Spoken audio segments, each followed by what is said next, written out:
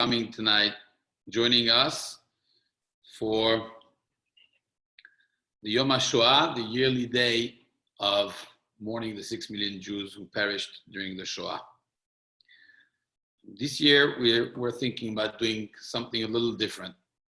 As time passes after the Holocaust, and less Holocaust survivors are with us,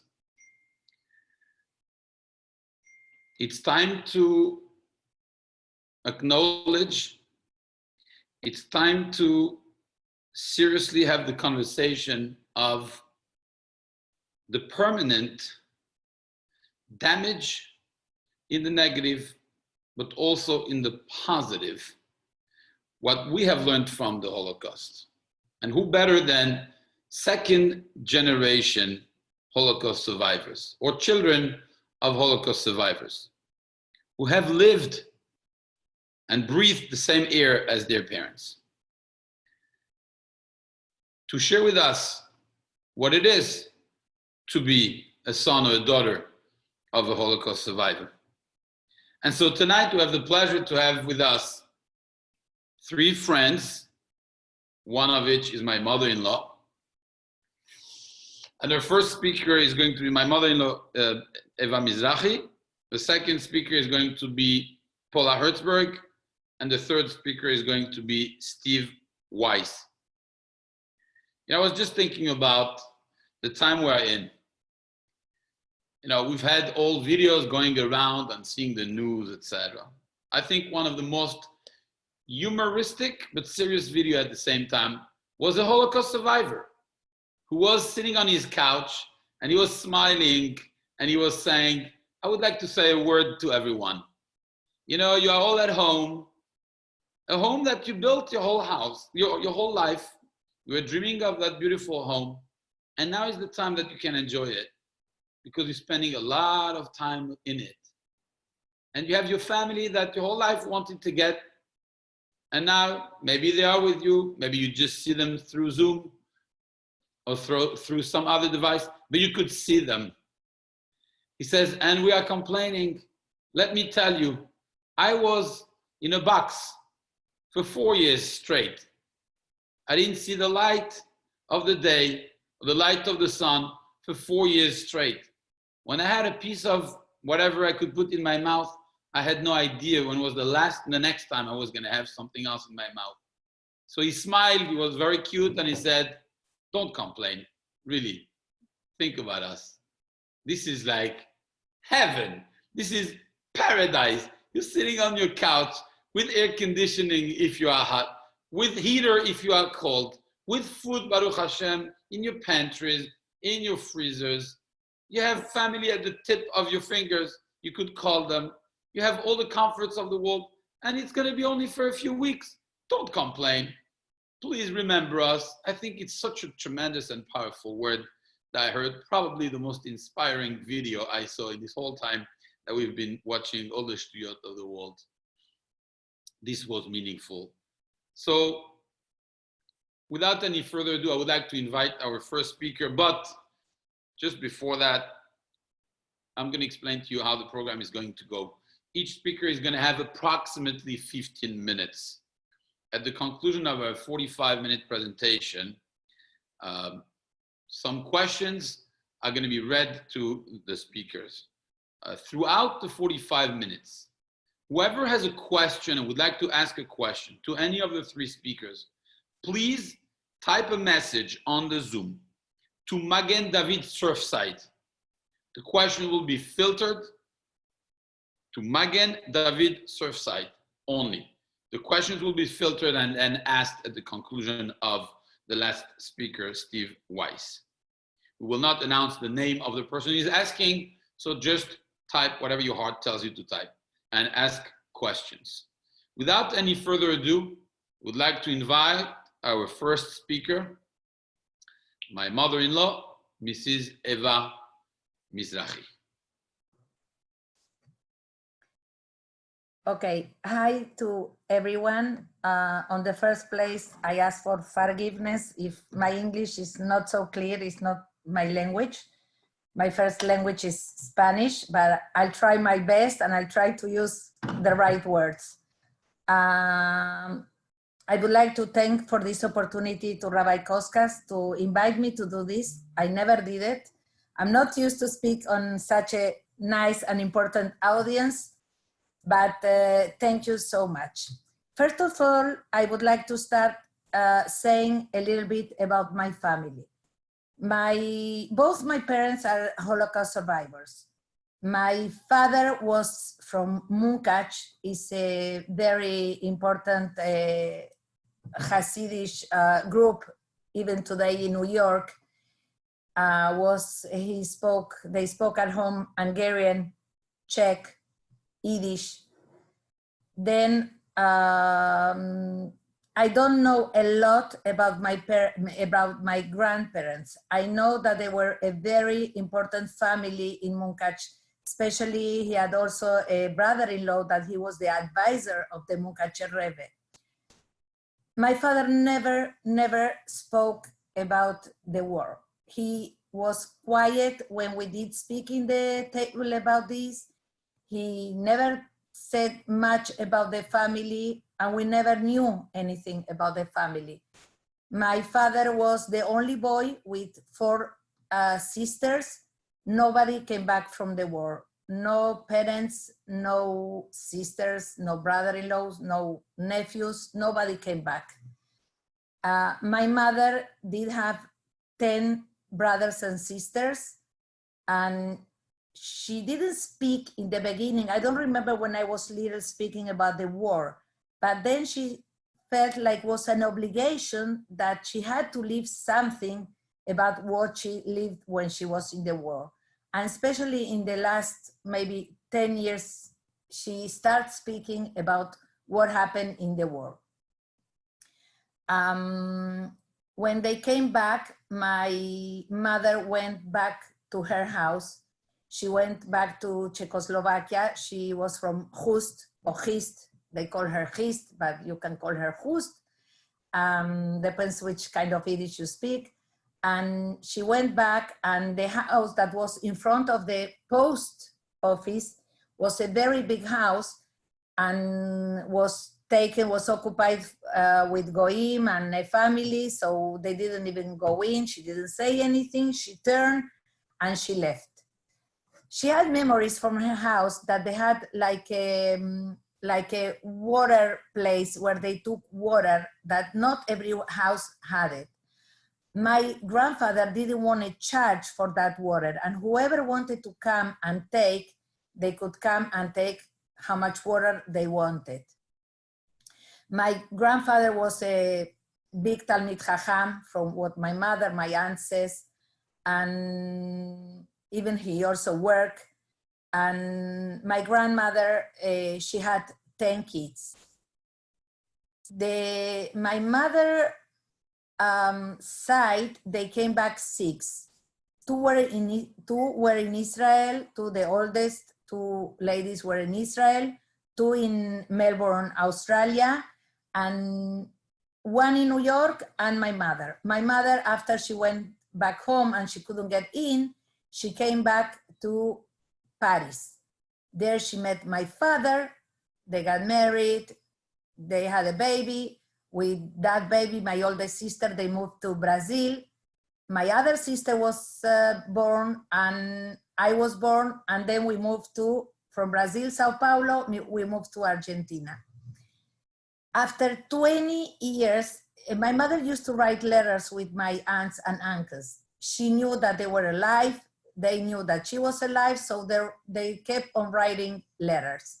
That time, letters was the normal way of be in touch. And she, after 20 years or 21 years, she traveled to New York to meet with the brothers and sisters. It was a big reunion after 21 years that they met. Okay, that is a little bit of the background of the family. Okay, when the war starts, my mother with her mother and the family, they get into the famous trains. I don't have to tell you that the trains was no air, no water, no nothing.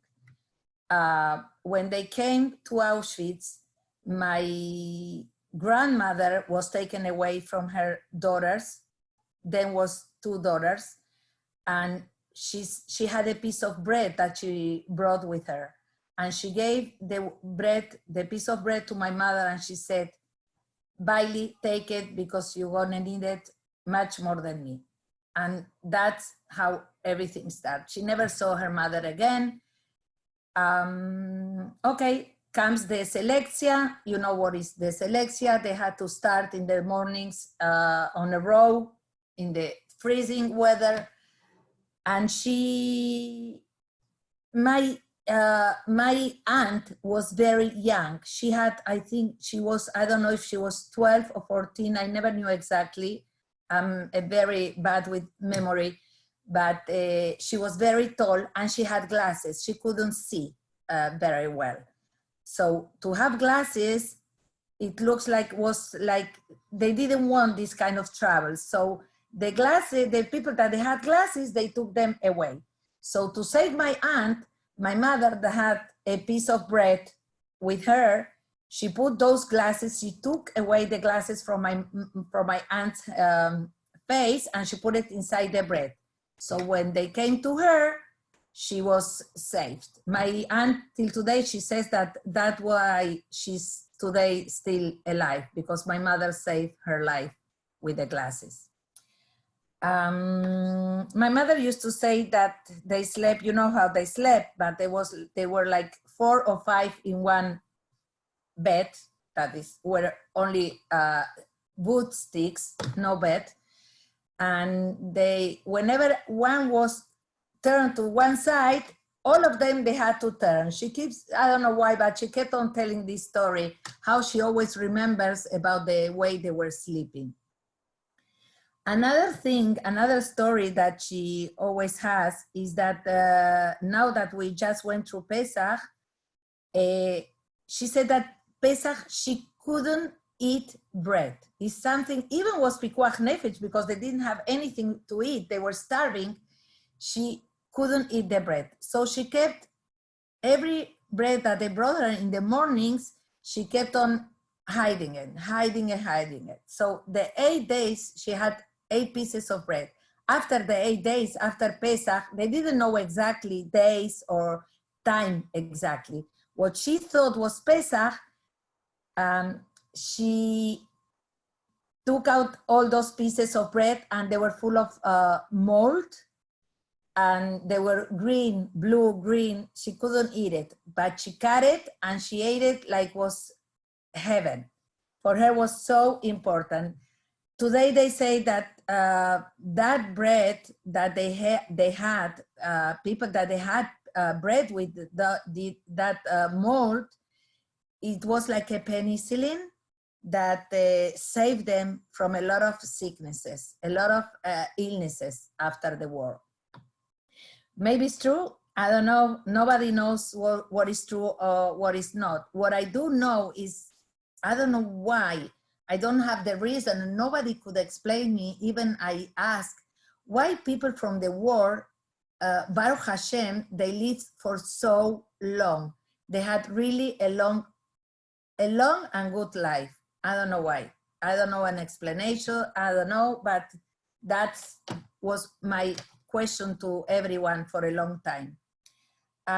Another thing that my mother always says, that they used to play between the inmates in the barrack where she was, that they were dreaming, what I'm going to eat after the war.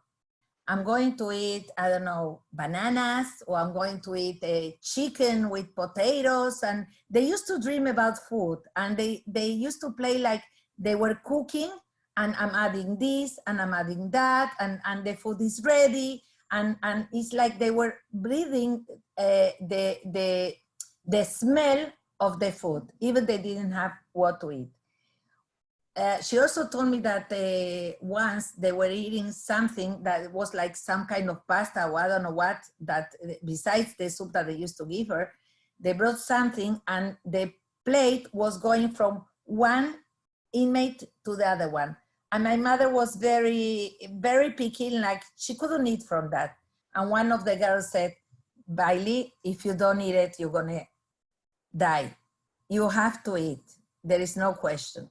So she got you used to not to be picky and to eat whatever they gave her.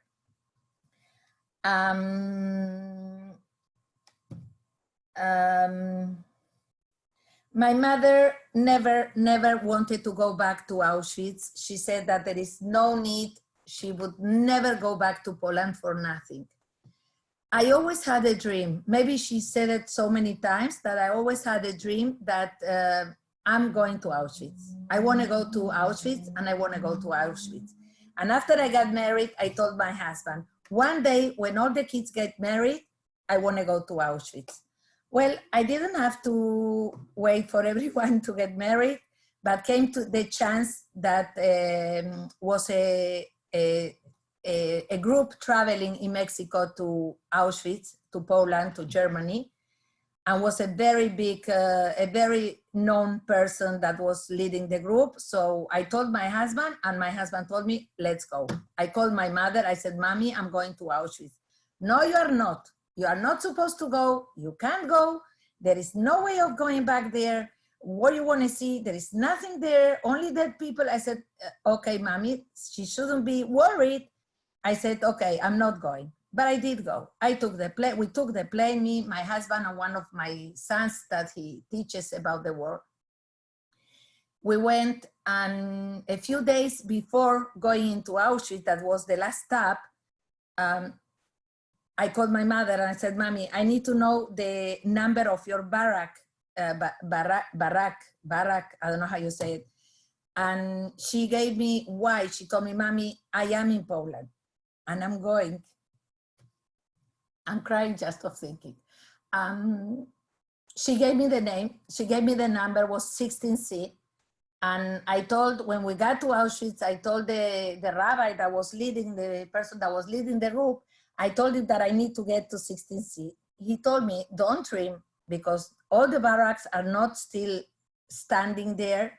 There was so much bombing after the war, so don't dream that you're gonna find it. I said, listen, Rabbi, I only came to Auschwitz and I made this trip to go to this barrack. So you are taking me.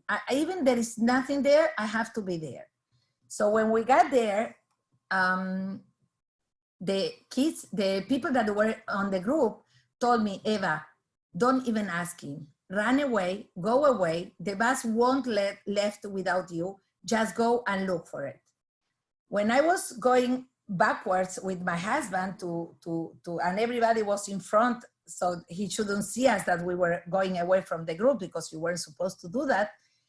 He says, Mrs. Mizrahi? I said, yes. I thought he catch me, but no. He told me, we are right in front of 16C. The moment I saw 16C, I couldn't speak anymore. Everybody, the whole group started crying and was so emotional that I was standing in front of where my whole family was dead, that I couldn't believe it. I wanted to say some words of Iskor. I didn't know some words of Tehillim. I wanted to say so many things. I just couldn't say anything. Everybody had to do it for me. Was a very hard moment, but I felt like I did what I had to do. I had to go back, and I would say to everyone in the world, doesn't matter if they're Sephardi, they are Ashkenazi, I think everybody has to go there. Today that we're not so far away from that year, 42, 43, 45, whatever. It's like you feel that there is a place that the angel of death was there. It's a very, very, very special place that we have to go. I have to tell you a little story that I don't know if it's important, just now came to my mind. After Auschwitz, I was still in Poland, and one day we were in Krakow, and we went shopping at night, all the couples, And I bought a t-shirt for myself in Zara. So I bought the t-shirt. When I came back with that t-shirt to Mexico, I said, I'm crazy. I gave money to those Polish people that they did so much to my family, that they killed to my family. I took the t-shirt and I gave it away to Goya, because I didn't even want that a Jewish person should have that t-shirt, because I bought it in Poland. I felt so much pain. I was so hurt that I just couldn't stand it. I want to finish. There is something very, very important that I have to say. My only thing that I will never forget, when I was a little kid, the kids used to say, my grandmother gave me a present. My grandfather, Hanukkah, Purim, came all the Hagim. I never had grandparents. I never had uncles. I never had cousins. I never had a family. And I was so jealous. I was so jealous why I couldn't have grandparents, why I couldn't. So today I kept on saying, kids that they have grandparents, they have really to understand what it means to have them alive. There is something else that I want to share with you, is what I think is very important, is that, I forgot the idea. One thing I was teach from my parents, and especially from my mother. My father passed away like 20 years ago, is to have a positive way of thinking. She tells me how everyone today has depression, how everyone gets so upset and makes such a big thing about everything. We came back, we didn't have anything. We got married by ourselves. We had kids by ourselves. We had so much problems with no one penny on us. And we came out and we start working and we start life again, and we never complain. You have to have a positive way. Even if you fail, there is always a way to get back up, to get up. So I think it's a very important lesson, and I think that is a very important teaching from my parents. Today, my mother is alive. My mother she says she's 94, 95. She never says the age, but we know from my aunt and my uncles that she's 98. Baruch Hashem, she's alive. She has health. As the doctor said last week, she has a heart as a 20 years old. But Baruch Hashem, we should, I have to say again to you, whenever we have problems, like now with the coronavirus, we always gonna get up again. So suffering, after, like Rabbi Koska said, that suffering so much like they did, and they went through over this, we're gonna do it too. What else I can say about my parents?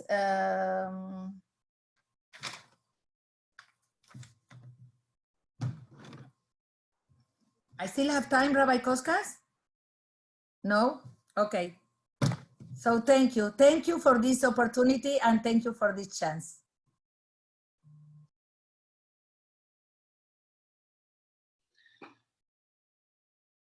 Okay. Thank you so much to my dear mother-in-law for this beautiful testimony and sharing these incredible ideas with us. Our next speaker is Paula Hertzberg. Paula Hertzberg has an incredible story she'll tell you herself, but she was born in Poland after the war and grew up there. So this is obviously a different perspective. Without any further ado, Paula, the mic is yours. Rabbi, and thank you for putting this memorial service for all of us. We all need it. I'm going to, my thought process is to also go through history a little bit and what it was like in Poland. and hopefully you'll follow my thought process. After the expulsion of the Jews from Spain, Jews were invited by the Polish king to settle in his land. It is estimated now that about 30% of Polish Jewish ancestry is from Spanish Jews. And as a result, I looked into it and I discovered that my ancestry is also from Spain. By the mid-1500s, Poland was the most tolerant country to Jews in Europe. Poland at that time was referred to as the paradise of the Jews. By the mid to late 1600s, 3/4 of the world Jewish population lived in Poland. I want you to remember that. In 1939, Poland had a population of about 3.5 million, which constituted 10% of the population. 90% of those Jews perished during the Holocaust. As most Polish Jews lived in city, Warsaw, the capital of Poland, had a 30% Jewish population. Just think about it. Every third person was Jewish. Krakow, which Eva referred to a few moments ago, had a Jewish population of 42%. And so on in the cities, but there was tremendous amount of Jews in all the cities. My parents were from Warsaw. My mother, the youngest of 4, came from a modern Ger Hasidic family, educated at Beit Yaakov. Her mother was in charge of the charities in her community. They were a close-knit, educated, religious family. Their lives evolved around the shul. As Eva said, and you'll see later on, I know very little about my mother and her side of the family. My father came from a modern Orthodox family of 4 brothers and an adopted sister. My father was the musician, and all 4 boys were singers. Their home was always full on Shabbat with family, friends, music, learning, and joyfulness. My grandmother was beautiful, strong, a trailblazer of the family, and my grandfather was an owner of a small carpentry shop where all the boys worked. My Uncle Chaim, the eldest son, was married with 2 children, also lived with the family. He became a Zionist socialist, a Bundist, believing that socialism will eradicate anti-Semitism and that all Jews need to go to Israel.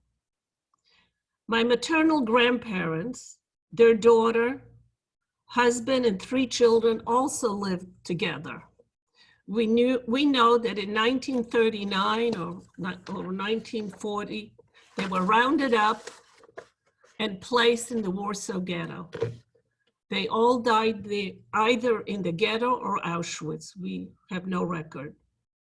My mother, with her 2 older brothers, with others escaping Jews, walked east towards the Russian border. In 1939, immediately following the Nazi onslaught, my paternal grandmother, Paula, who I'm named after, in her wisdom announced that the whole family will leave and go east. She foresaw the future. She was not thinking of herself or her younger children, but for her oldest son, who might be considered a communist agitator and taken by the Gestapo. With their children and grandchildren, other than my father, they left Warsaw and walked east towards the Russian border. At that time, approximately 200,000 Jews became on a walk towards Russia and the Eastern Front for safety. Of those 200,000 that we know approximately, 50,000 of them survived. They settled in a small town in Russia not far from the border with many other Jewish refugees. There was hunger, poverty, shortage of housing. They needed to join with other families to share housing and food. Since my grandfather was an experienced carpenter, he and his 3 sons found work in the local lumber mill. In 1941, Germans invaded Russia and moved east, and they entered the town where my grandparents lived.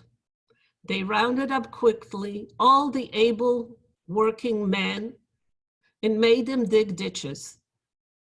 A week later, the men, stripped naked, marched through the town and were executed in those ditches.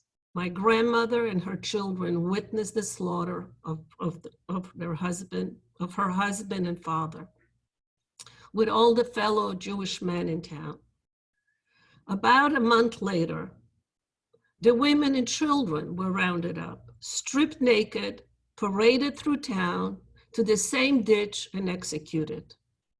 My 2 twin uncles, age 16, were called out of line minutes before the execution, but after their mother and the rest of the family were killed in front of them. The Germans took my 2 uncles because of their experience working in the mill. And that's where they went, and they have a whole story to tell.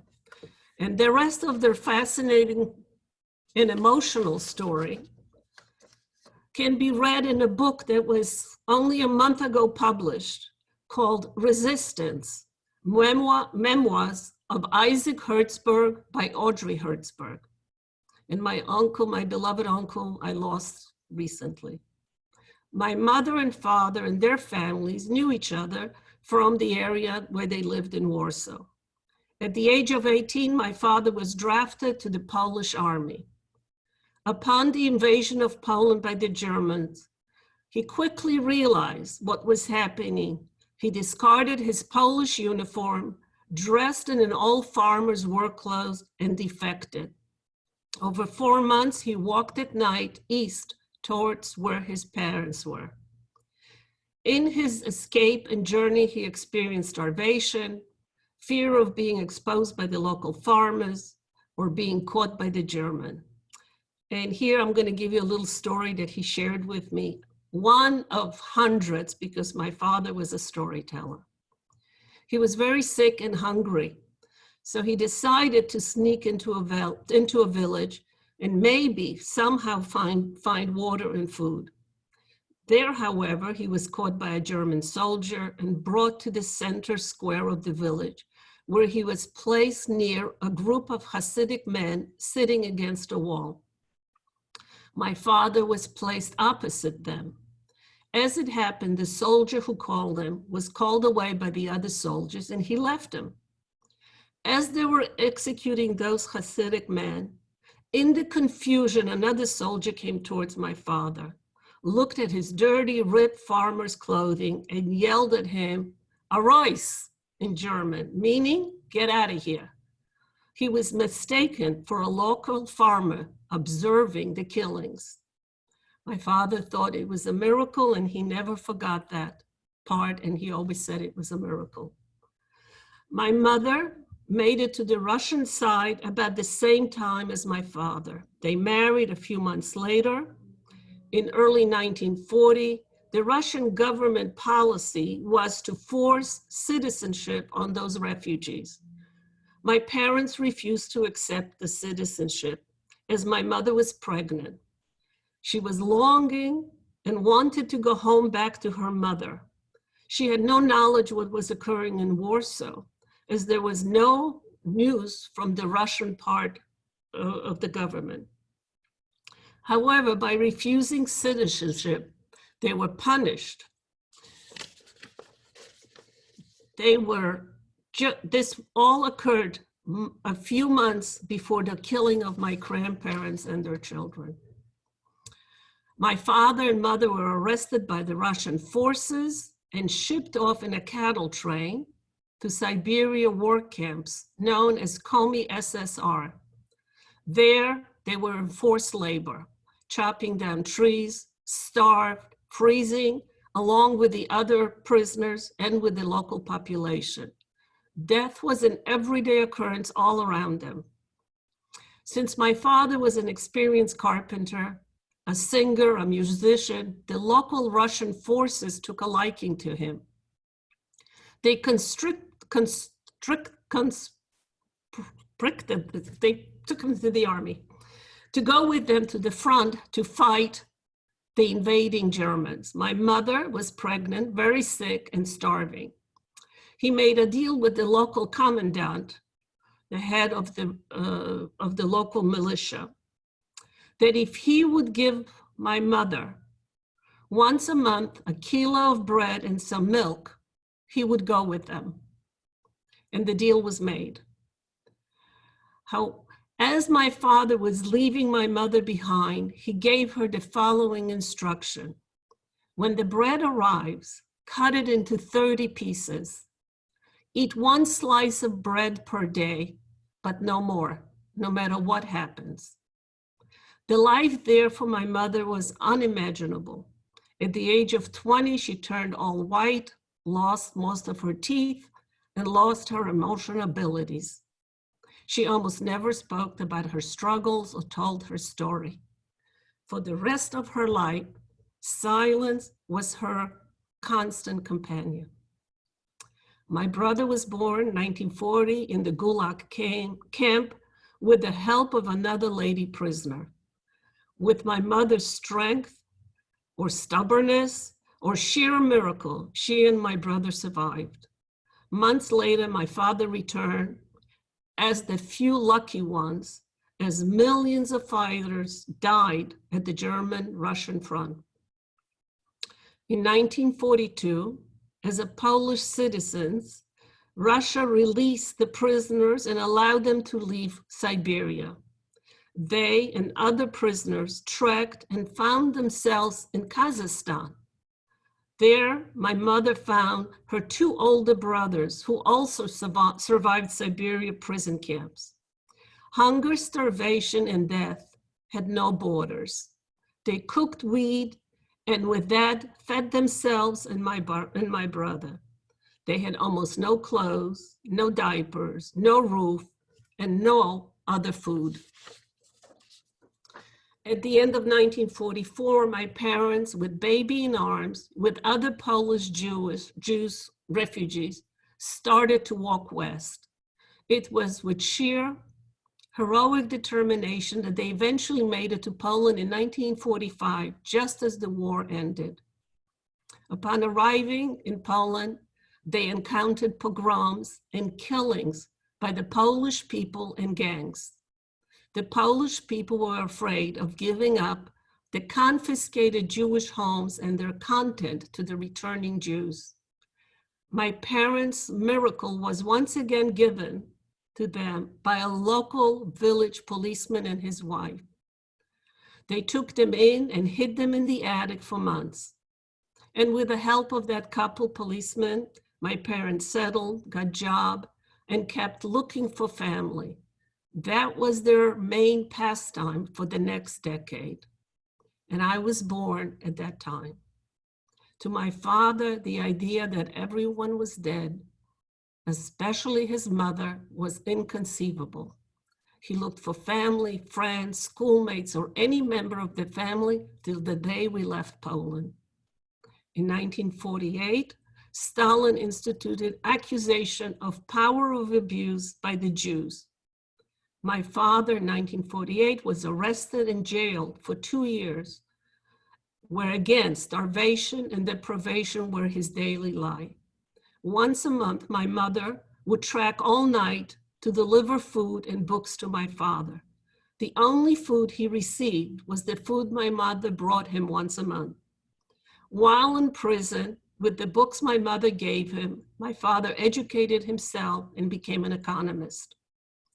Upon the death of Stalin, my father was released and rehabilitated by the Polish communist state and given a job where he excelled above and beyond.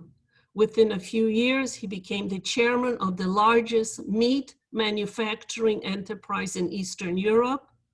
He had over 50,000 people working under him.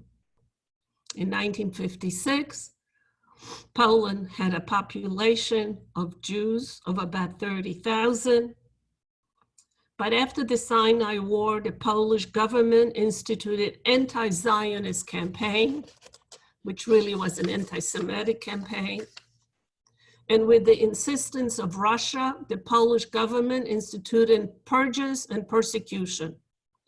We and about 20,000 of the remaining Jews who were in Poland were expelled from Poland, once again by a systematic, calculated government action to rid Poland of the remnants of its Jews.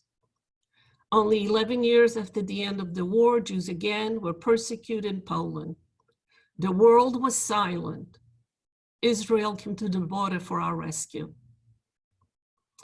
In the years that I lived in Poland, I was raised in an environment of constant fear, attacks, and discrimination. Those were constant occurrences of harassment by teachers or classmates, or attacks and beating by street hooligans. I learned early in life to fight, even though I had no idea what a dirty Jew was. I believe it was even harder for my brother, who was older than me by 7 years. Today I realize how blessed I am. But as a child of survivors, I have absorbed the trauma of my Holocaust survivor parents. I believe that all children of survivors are survivors themselves.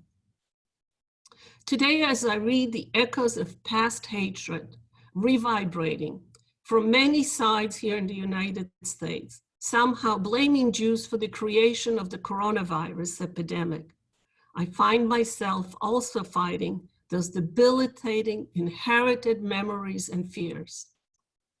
My mother never spoke of her life experiences after she escaped and never to see her mother or family.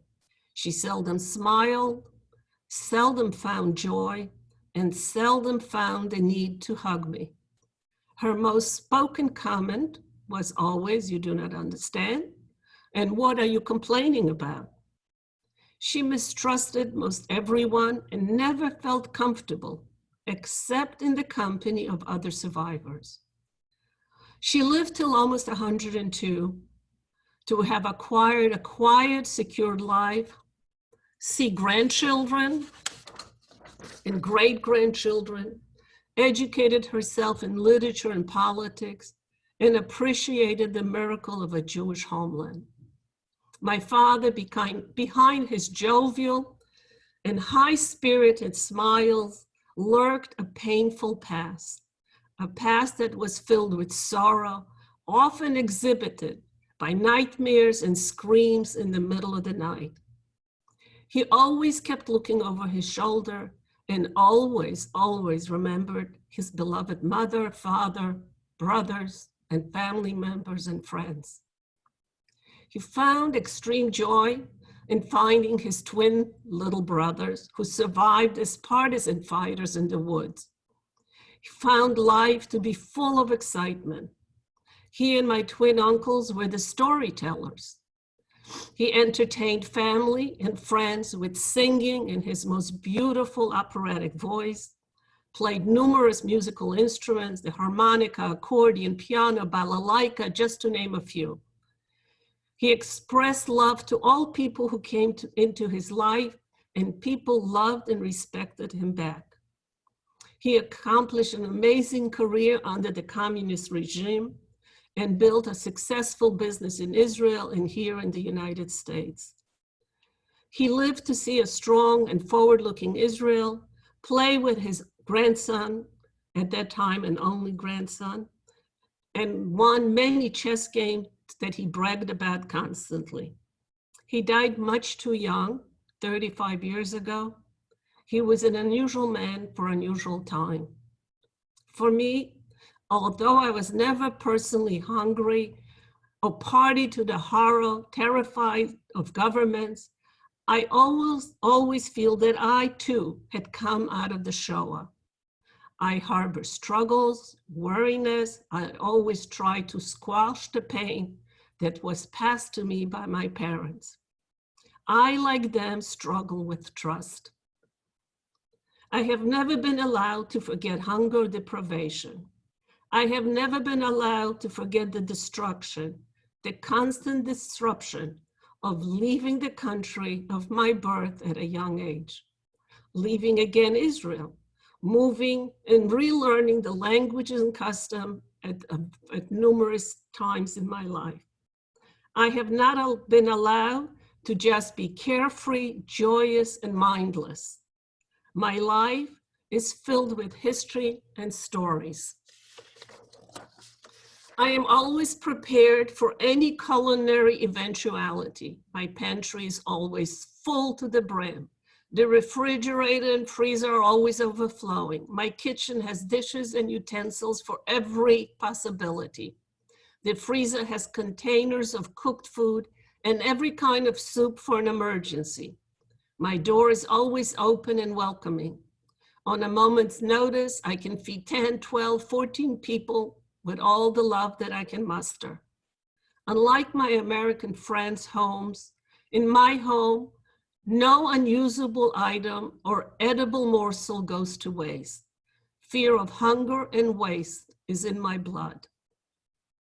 Over the years, I have observed that I gravitate towards other children of survivors. It seems we understand each other without having to speak or explain.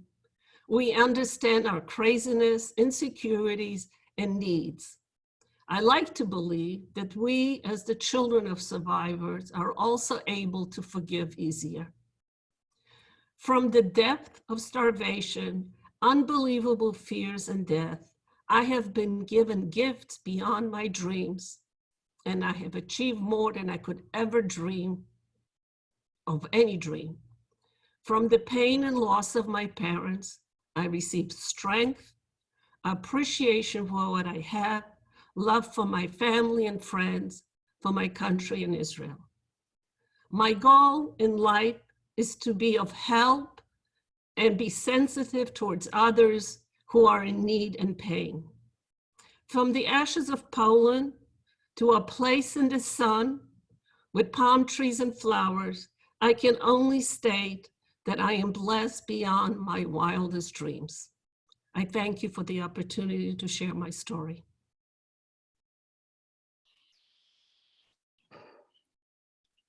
What an incredible story, Paula. Thank you so much for sharing with us.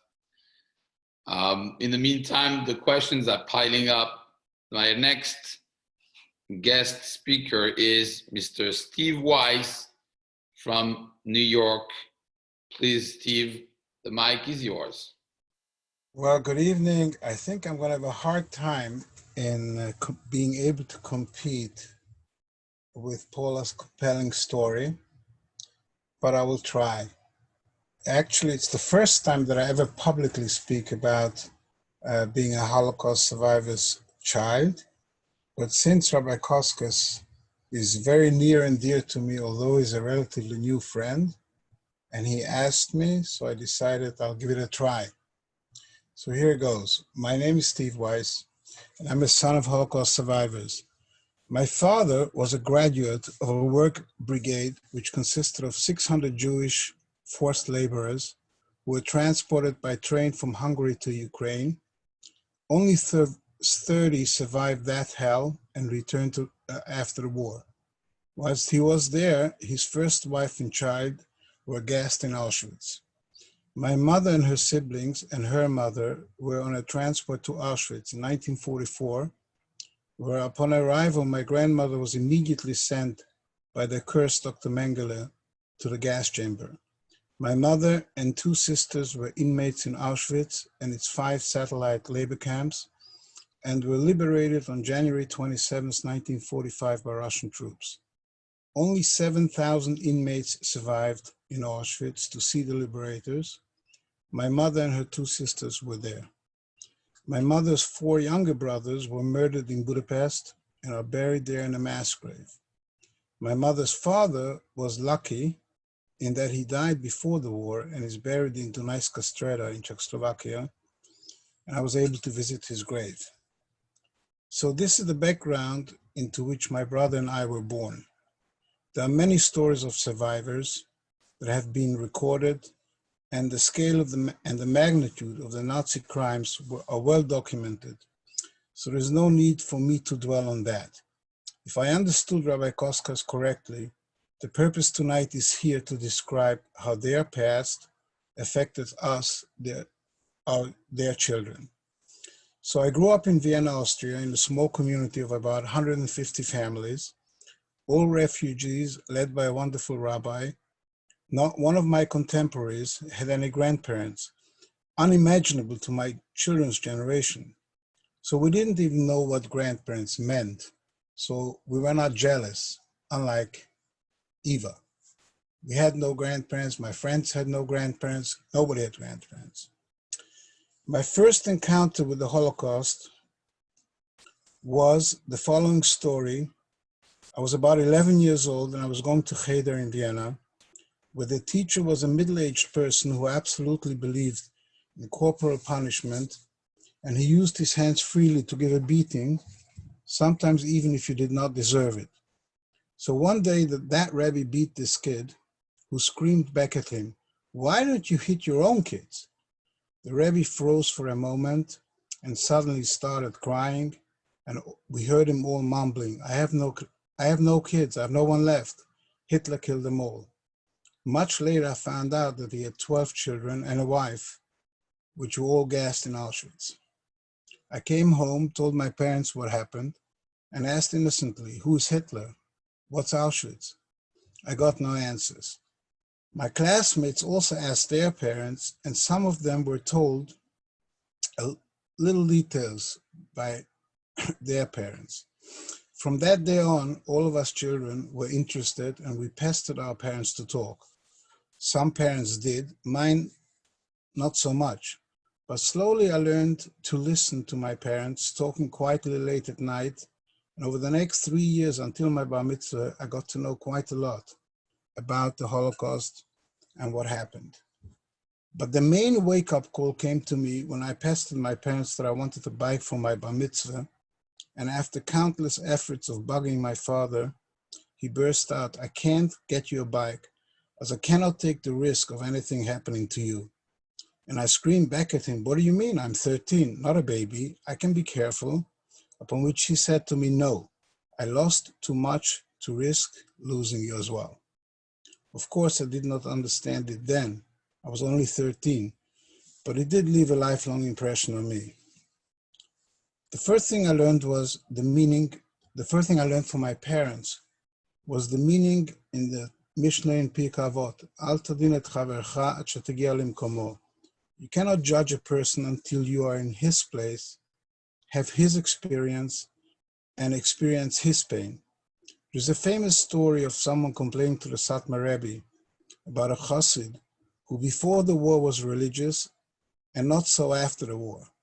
The Rebbe answered him, the chidush is not that he's not religious, but the chidush is that despite the death camps, there are still people who are religious. Now, how does that happen? Why? Why does that happen? So I saw with my own eyes, by my own parents, that despite the terrible experience they experienced, they had emunah pshuta. They did not question God. They simply had emunah. Today, I see if we have a business deal that goes bad, we immediately question God. I feel that we, in our generation, we lack emunah pshuta. My father had a stroke, and he suffered for 5 years. But I never once heard him complain. In fact, he lived a 5-minute walk from his shul, but had someone pick him up 2 times a day to tefillah each way. Took him about 40 minutes to walk, but he did it for 4 years. He had blind emunah. My parents had to flee communist Hungary and landed in Vienna. My father was by that time 50 years old. He had lost a wife and a child, had just got married, just started to establish himself again, and was forced to flee again. Why? Because he realized he could not bring up his sons as Jews in communist Hungary. He went again to Golus for God because he had emunah pshuta. The greatest sacrifice my parents made was the fact that they sent my brother and me far away to yeshiva. My brother to Israel, me to England. I was 14 years old.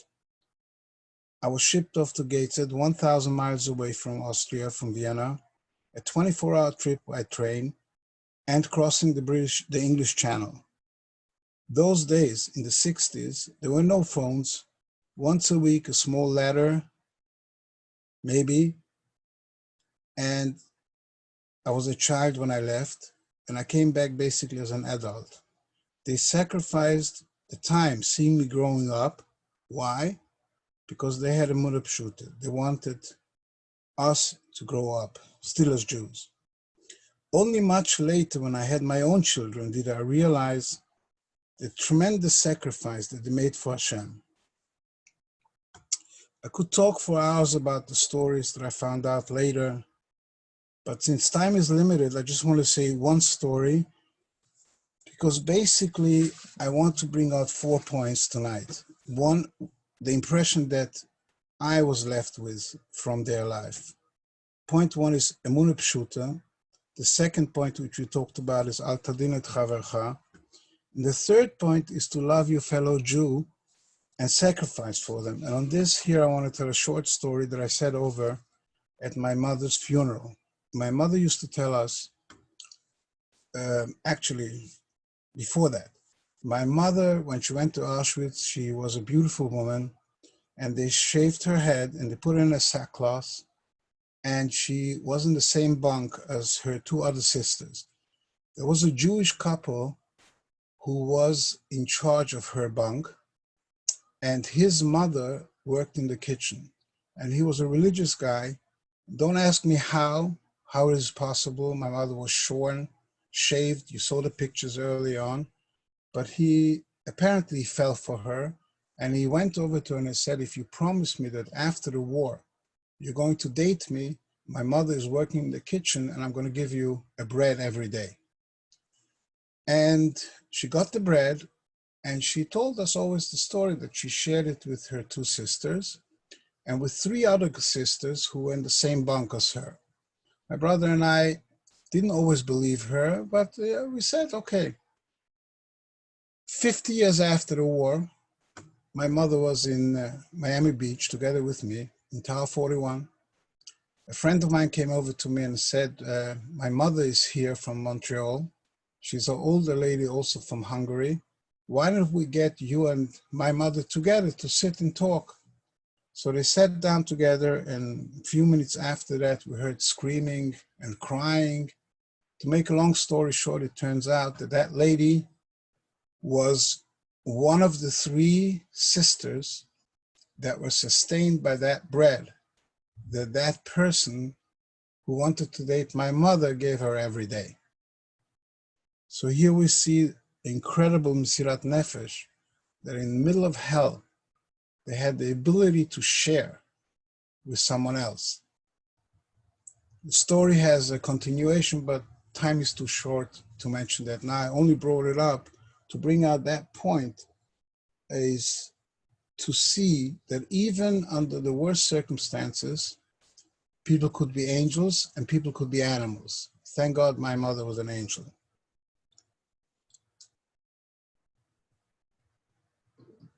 I'm living here now in the United States for over 40 years. Baruch Hashem, I'm zeichet to have a wonderful family, a wife, children, and grandchildren, friends, and a good community. My children and my friends who are born in this country do not think that we are living in Galut. Everything is honky-dory here. We go to Israel, we make our smachot there, we support the Israeli institutions, but we're all Americans, right?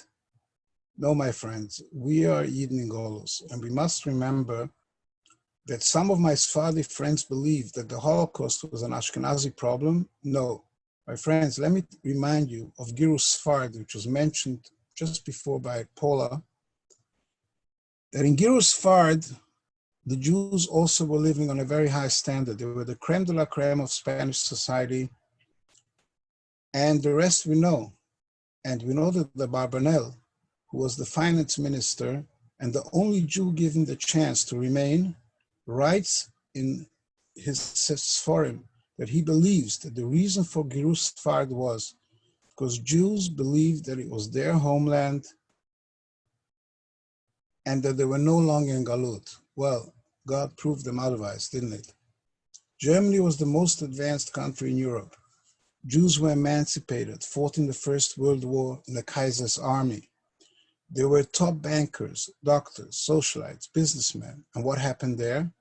We know the bitter history. It started with an economic crisis, superinflation, and a madman found fertile grounds to spew his hatred and turn the nation into mass murderers. That happened only 80 years ago. I'm not saying this is going to happen here in the United States, not at all. What I'm saying is it could happen here. There are frightening signs here now. There are 20 million unemployed, and already we hear incitement against the Jews. So I'm not saying it's going to happen here. I'm not saying that we should mass emigrate. All I'm saying is to myself and to my children, to my grandchildren, and to your children, and to your grandchildren, we have to give the message that we are in Galut. Thank you very much.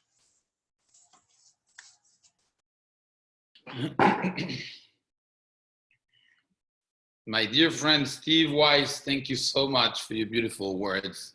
I want to thank our three hosts for these beautiful, beautiful words that they shared with us. Without any further ado, I would like to first ask a question, not to our three friends, our three speakers, but to ourselves. You know, I grew up in France. I heard so much about the Holocaust. My principal was the Holocaust Survivors. Every month we had a workshop about the Holocaust. And I always ask myself the question, what has the world learned from the Holocaust? I was young, so I was looking at the world as the whole world. When I came to the conclusion that the world has learned nothing from the Holocaust, I looked at the Jewish people and I'm asking myself, what have we learned from the Holocaust? Is there a day that passes by that we're thinking, I'm not going to do X, Y, and Z, or I am going to do A, B, or C because of the Holocaust? I have asked this question to countless amount of people. And unfortunately, every time I asked the question, the answer was a deafening silence. A deafening silence that I keep on asking every time to my audience when we talk about the Holocaust. What are we going to do about this? Maybe a prayer, maybe, I don't know. I'm short of ideas myself. But it cannot be that the Holocaust happened and there isn't something physical or mental that we do every day or once a week or once a month, something. And therefore, I'm planting a seed of reflection in each one. And please think about that. Just give it a thought. Now, without any further ado, I would like to ask a few questions. We have been asked several questions. I'm just going to ask maybe one to each or two to each. The first question is for my mother-in-law. How old were you when you realized what truly happened in the war? If it was a specific moment, can you tell us how you worked through those devastating thoughts? And you mentioned that your parents were not always outspoken about it, maybe later in life. When did you realize? How did you react to it? Sorry, I didn't understand exactly the question. The question is, when is it in life that you realized or you knew that your parents went through Auschwitz or through the war and that they were survivors? And how did you work through those thoughts when you realized, when you found out that this was that this had happened? Like Steve said, he didn't know until he was 11 or 12 that he found out that there was something there. And we know about a lot of Holocaust survivors who decided to be quiet about it, like Paula's mom, for example. When did you realize, when did you find out, and how did you react to it? I don't know. I don't think I can answer that. It's something like I grew up with this. It's something that was always on the table, was something that we knew, we spoke, they called friends, the letters with my uncles and aunts, it was something normal. The magazines, the newspaper they used to buy, they were, for example, from Germany. It's something that I grew up with. I can't say age that I realized that. I don't think I can do that. I don't know. Okay, no problem. So our next question is for Paula. It seems that your father was outspoken about the Holocaust and your mother not as much. What do you think contributed most to the difference in your mother and father's response to their Holocaust experience? I think, as I said, when my mother was in the camps in Siberia, she just changed, she lost, she just, silence took over. I think she never was able to express the pain and the loss and you know, we call it now PTS, but probably she was in shock and she never could overcome it. Although she raised a family, she worked, but she was always sad and silent, always. And my father, on the other hand, as much as he carried the pain and the loss, life was an adventure. There was always tomorrow. There was always a song. There was music. There was dancing. If anybody saw the movie A Beautiful Life, where the father is in a camp with his little boy and makes everything a fantasy story in the camp, I think that was my father. He made up stories. He made up adventures. And ironically, his two brothers were exactly the same. It was always music, dancing, singing. They would laugh at the most horrible things that they would tell us about their experiences, whether they were in the forest or being caught by the Germans. It was always an adventure and a story. I think it's personality, it's the way they absorbed what they went through and how they dealt with it. Thank you very much. I have a question for Stephen. If you had to narrow it down, what do you think has led to the lack of emunah, pshuta, as you say, simple, blind faith in this generation compared to your parents' generation? Hard to say, but I think that the previous generation lived a simpler life before the war. People did not have those luxuries and didn't have what we have today. And I think there was generally, today, you know, everybody knows everything better. The more educated he is, the more he thinks that he's smarter. And with education comes more questions, you know. Ma b'chochma, ma b'tzar, as Kohelet says. That's what I think.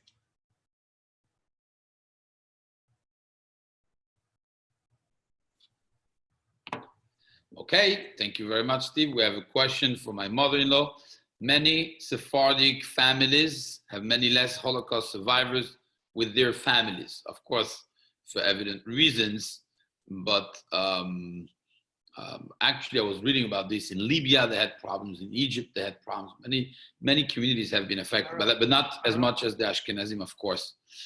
Given your exposure to the Sephardic community, what do you think should be done by the Sephardic community to make sure future generations are educated enough about this tragic Jewish event? And I'm going to add a little bit my 2 cents here.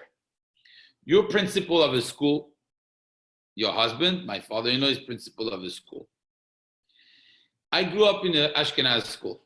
In the Ashkenaz school in Paris, as I said before, we had a workshop on Holocaust every single month. This could be a little bit exaggerated. I finished my school and I felt like a Holocaust survivor myself. But you have a Halabi school, a Syrian school. Is anything taught about the Holocaust? Is it in the curriculum? Because I know the answer you're going to say is to educate the children about it. But I'm asking you a question. You do the curriculums. Your husband do the curriculums. Is it taught in the school? Is it part of the curriculum? And if it is, so then where is the problem? Why is the Sephardic population not feeling a sense of, of what's missing there? Why is the Sephardic community not feeling that sense that Ashkenazim did? Of course, it's never going to be the same, but what do you think should be done? The truth is that no, we don't have this in the curriculum. I think the schools, everybody knows about the war, but I think it's because it wasn't so many years ago. Maybe next generation, I would say in another 100 years, for sure they won't even speak about this. So that's why it's so important for the people that they were in the Holocaust, that they want to speak about this so nobody should forget. They always said, remember. But for sure it's going to be forgotten because schools are not speaking enough about this. Some schools, maybe they go to the March of the Living, but I don't know, especially the religious school, I would feel they don't speak enough about this. And it's really a pity because it's gonna be lost. For sure it's gonna be lost. Another 100 years, nobody's gonna speak about this anymore. So the question is, again, since you are principal of the school and your husband is principal of the school, you have very influential people in Mexico, for example, in the Syrian community. How can you change a little bit that? I mean, you have in your hand the ability of changing the whole generation of young Syrian boys and girls. And can you do something about it? Well, they like to hear stories about the war. I know my husband, a lot of times he speaks about this, but maybe because my husband was also mashpia with those thoughts and those stories. But they like to hear stories, but I don't think they have it on them. It's like they don't have ancestors and they don't have people that they were in the war. So it's like they're not their history. That's what I feel. Because sometimes I know somebody that told me why I should go to Auschwitz. What has to do with me? I would go to Spain, to Turkey, to where my history was. What about me with the Ashkenazim? No, it's something that they don't feel it. Doesn't come with them. Okay. I will make assumption that everyone is the same, but thank you very much for your perspective. A question was written to Paula, although I would like to ask it to read it to everyone, and I'm going to use my own words for that.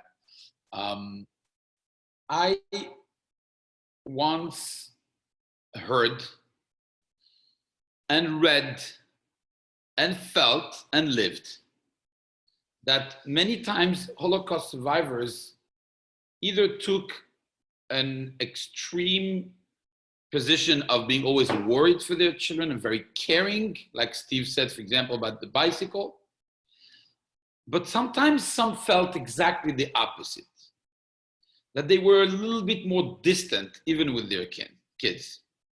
And I read about this. There was a research that was done by several universities on that.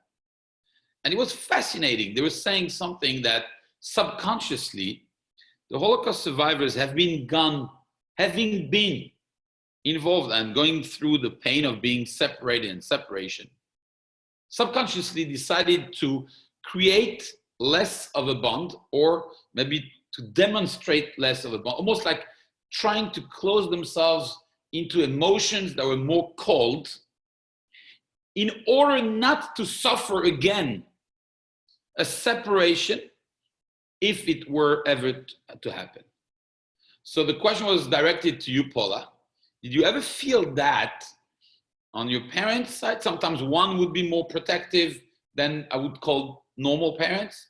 because of the trauma of the war, but sometimes one will be more distant because of the trauma of the war. It's like looking at the same story and saying, I don't want to have to go through this, or I don't want my kids to go through this when they may or will be separated from me. Did this ever happen to you? Did you ever feel that? Did you ever hear that from friends of yours who went through this? So again, the question is to Paula, but I would really love to have the perspective of our three speakers. So Paula, please go ahead. Well, my mother was closed off. She was more, I don't want to say that kind of way, but the only way I could explain was in rote. She was in a robot mode. Life was the responsibility, what has to be done and done. As far as her emotions, I think the loss just overtook her. She never recuperated from that. Even when she saw her grandchildren and great-grandchildren, she was pleased to see them. But there was never that exuberance that I see from my friends and how their parents react to their grandchildren and great-grandchildren, and those families didn't go through the Holocaust. My father taught me how to fight, how to box, how to scream, how to yell, how to scratch. At the age of 7, I could jump on a 16-year-old hooligan who called me a dirty Jew, and I knew how to get him, even though I probably was on the ground beat up. But I wasn't going to let it down. So my father always taught me how to fight, how to give back, not to lay down for anybody. And my life has been, as you know, Rabbi, different. So.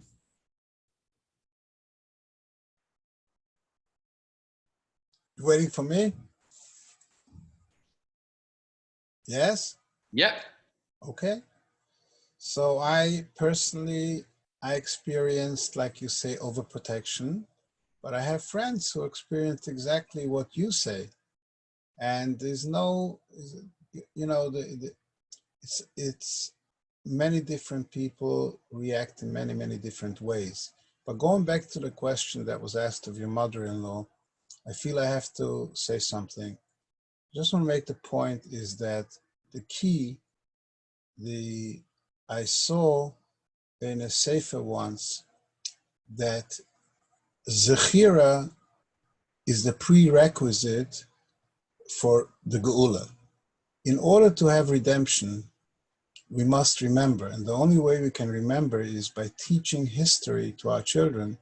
So I think it would very much be appropriate to introduce into your school system a curriculum where the Holocaust is taught, explained, and that the children should understand, like I said, that no matter where you live, whether it's in Mexico or in Spain or in the United States or Germany or Austria, you're Jewish, you're in Golus.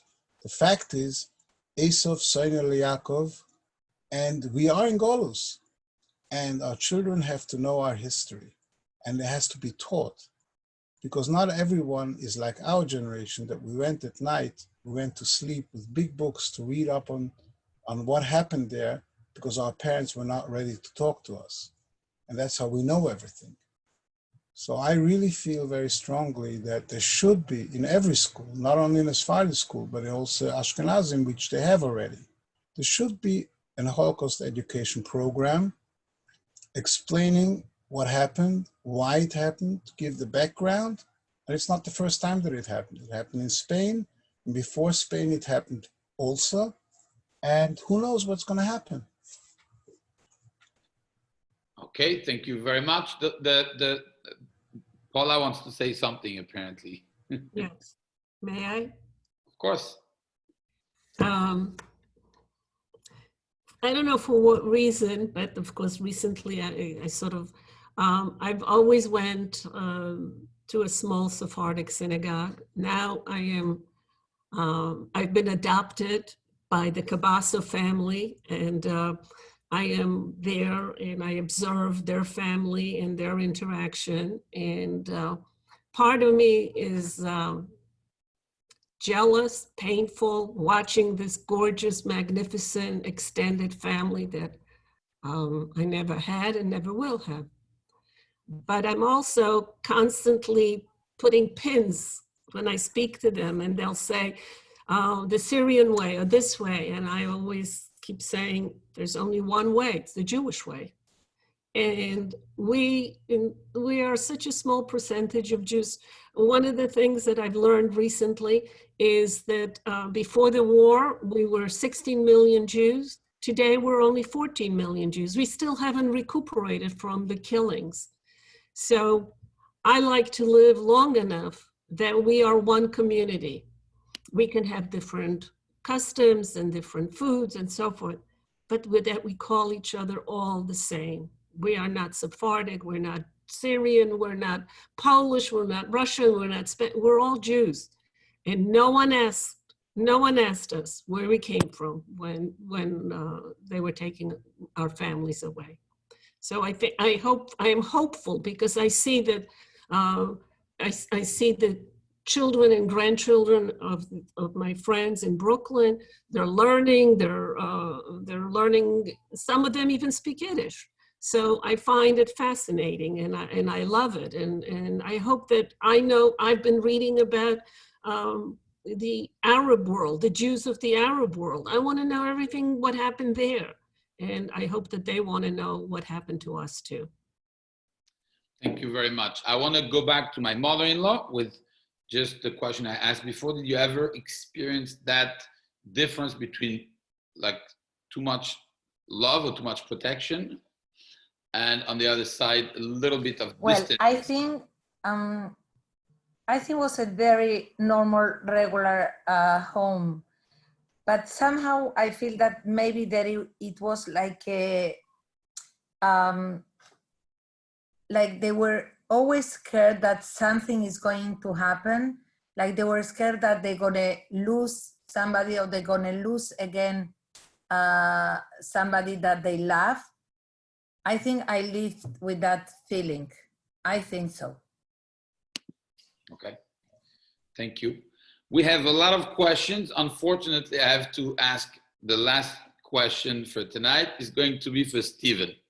Stephen, everybody wants to hear the part that you said you're not going to say. So you have to finish the story that you started. Stephen, go ahead, please. Okay, so the part that needs to be asked is, so what happened to that gentleman who supplied the loaf of bread to my mother? That's the question, right? So after my father passed away 35 years ago, my mother asked us to try and find that person. The Day of Liberation was, as you can well imagine, was a very mixed up day. People were running back and forth. A lot of people, unfortunately, died on that day because the Russians came in and they gave chocolates to eat to the inmates. They didn't understand what was going on. They were starved. Many people died as a result of overeating because their stomachs were not used to it. And my mother lost touch of him. They didn't meet up. So she asked us after 35 years ago to try and locate that person. So I knew his name. I knew where he came from. He came from Krakow. No, sorry, he came from Lodz. I knew what his parents were doing, and I had a family name. And we started working, and we went on Yad Vashem and on websites. To make a long story short, after many, many years, I finally narrowed it down to about 6, 7 possibilities, one of them in the United States. And I called up and I said, may I speak to Mr. So-and-so? And the person on the other line told me, well, who are you? So I told him I'm a Holocaust survivor's son who was saved.